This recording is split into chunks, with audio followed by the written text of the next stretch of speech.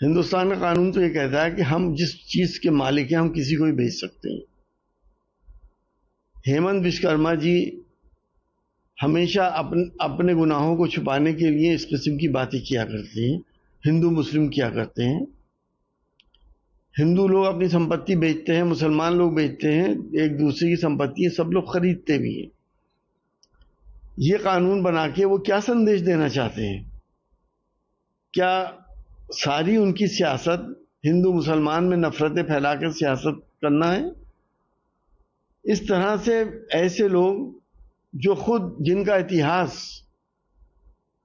سب کو معلوم ہے، جو انہوں نے کارنامے کانگریس کے زمانے میں کرے تھے وہ بھی پورے ہندوستان کو معلوم ہے، اس پہ پردہ ڈھکنے کے لیے وہ اس قسم کی باتیں کرتے ہیں، اور ہمیشہ جب بھی بولتے ہیں اپنی زبان سے وش نکلتا ہے ان کے۔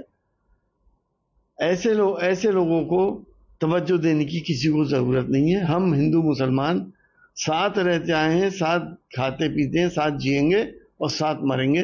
ہیمنت وشوکرما جی جیسے یعنی کتنے آئے اور چلے گئے۔ وہ کہہ رہے ہیں کہ لو جہاد کے معاملے میں اب عمر قید ہوگی اسم میں یدی کچھ ہوتا ہے تو۔ دیکھیے یہ ٹرم جو ہے نا وہ یہ بی جے پی کی نئی ٹرم ہے۔ جب سے انسانیت کا اتہاس ہے، لوگوں کو معلوم ہے تاریخ، محبت عشق یہ چلتا چلا آیا ہے۔ لیلا مجنون، شیریں فرات، یہ سارے قصے لوگوں کو معلوم ہیں۔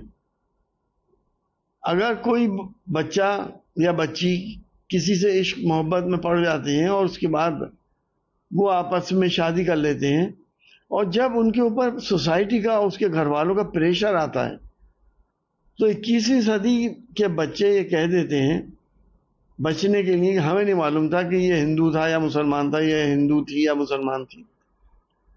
اس کو لو جہاد کی شریणी میں ڈال دیا گیا۔ اب لو جہاد کی شریणी میں ڈال کے آپ عمر قید کی سزا دے رہے ہیں۔ ہنی ٹریپ آپ کروائیں گے پھر اس کا مطلب لوگوں سے، اور اس کے بعد عمر قید کرا دیں گے۔ کوئی بھی الزام کیسی بھی لگا سکتا ہے، اس کا کتنا زبردست مس یوز ہوگا۔ میں نے تو پہلے بھی اس بات کی، کیونکہ مجھے ان کی نیت کا انداز تھا، میں نے 2 سال پہلے بھی اس بات کو کہا تھا کہ مسلمان لڑکوں سے ایک سندیش دیا تھا کہ مسلمان جوان لڑکے ہندو لڑکیوں کو اپنی بہن سمجھیں، کسی محبت اور عشق کے چکر میں نہ پڑیں۔ اگر کوئی ایسے چکر میں پڑتے بھی ہیں یا الجھتے بھی ہیں یا کوئی الجھاتا بھی ہے تو ہاتھ جوڑ لیں، ورنہ زندگی تباہ ہو جائے گی۔ یہ دور ہندوستان کا بڑا عجیب و غریب دور ہے، اور ہم سب ایک بہت برے دور سے اس وقت گزر رہے ہیں۔